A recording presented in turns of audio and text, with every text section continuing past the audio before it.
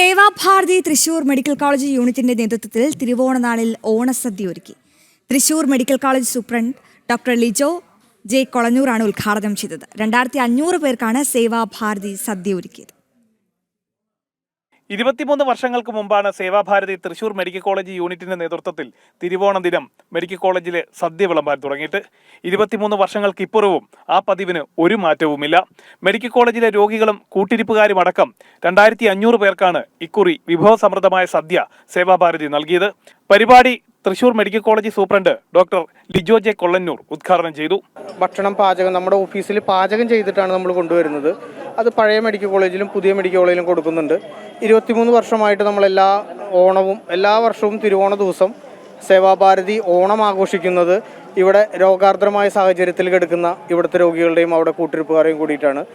പിന്നെ അതുകൂടാതെ തന്നെ നമ്മൾ ഇവർക്ക് ഈ രോഗികൾ ആയിട്ടുള്ള ഇവിടെ രോഗമായി വന്ന് കിടക്കുന്നവർക്ക് വേണ്ട സാധനങ്ങൾ, വീൽ ചെയറുകൾ, അതുപോലെ തന്നെ വാട്ടർ ബെഡ്, കട്ടിൽ, അങ്ങനെ കിടപ്പ് രോഗികൾക്ക് ആവശ്യമായിട്ടുള്ള അണ്ടർപാഡ്, ഇങ്ങനെയുള്ള സാധനങ്ങളെല്ലാം നമ്മൾ അവർക്ക് എത്തിച്ചു കൊടുക്കുന്നുണ്ട്. നമ്മൾ ഏകദേശം ഒരു 2500-3000 പേർക്കുള്ള ഭക്ഷണം നമ്മളിവിടെ റെഡിയാക്കിയിട്ടുണ്ട്.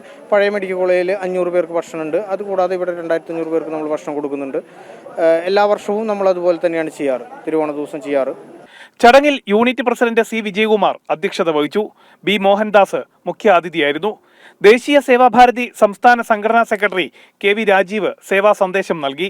RSS വിഭാഗ സഹകാര്യവാഹ് MK Ashokan, Sevabharathi unit secretary Sandeep EV, unit IT coordinator Dileep VS തുടങ്ങിയവർ സംസാരിച്ചു.